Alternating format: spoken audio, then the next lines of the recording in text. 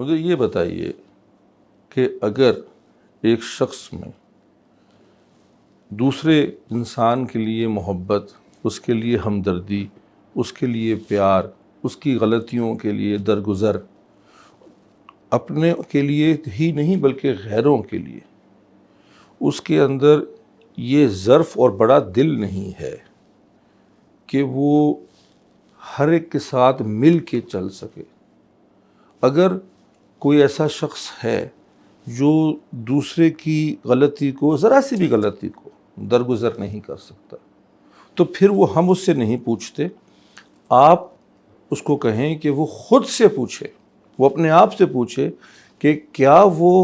رحمت للعالمین صلی اللہ علیہ وآلہ وسلم کا واقعی پیروکار ہے کہ نہیں. کیا یہ واقعی پیروکار ان کا ہے جو پتھر کھا کے بھی دعائیں دیا کرتے تھے، جنہوں نے دوسروں کی بھوک کو اپنی بھوک پہ ترجیح دی ہے، جنہوں نے کبھی اپنے ملازموں کو، اپنے غلاموں کو، خدام کو اونچی آواز سے ڈانٹا نہیں ہے؟ کیا انہی کے پیروکار ہو؟ تو پھر اگر یہ چیز آپ میں نہیں ہے تو آپ اظہار کے کچھ بھی طریقے نکال لیں، وہ طریقے اپنی جگہ ٹھیک ہوں گے. آپ پوری دنیا میں لکھ ڈالیں کہ جی ہم آپ پہ قربان اور آپ ہماری جان اور سارا کچھ، اور ہوں گے، لیکن اگر ہماری شخصیت کے اندر ذرا سے بھی وہ اوصاف دکھائی نہیں دیتے بلکہ اس کے برعکس دکھائی دیتے ہیں، تو پھر اپنے آپ سے پوچھئے کہ ہماری حضور اکرم صلی اللہ علیہ وسلم سے حقیقتاً نسبت ہے کیا؟ تو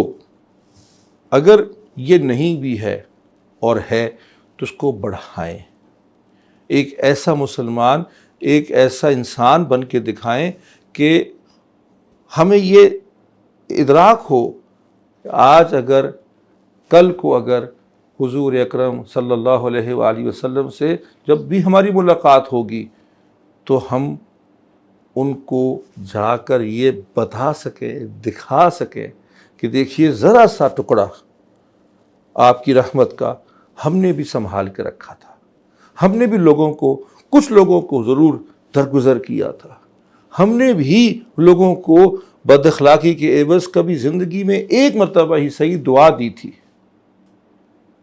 اگر ایسا ہوگا تو پھر یہ سب نسبتیں ہوں گی، پھر یہ سارے تعلق ہوں گے، پھر یہ ایمان کے دعوے انشاءاللہ مزید پختہ اور سچے ہو جائیں گے.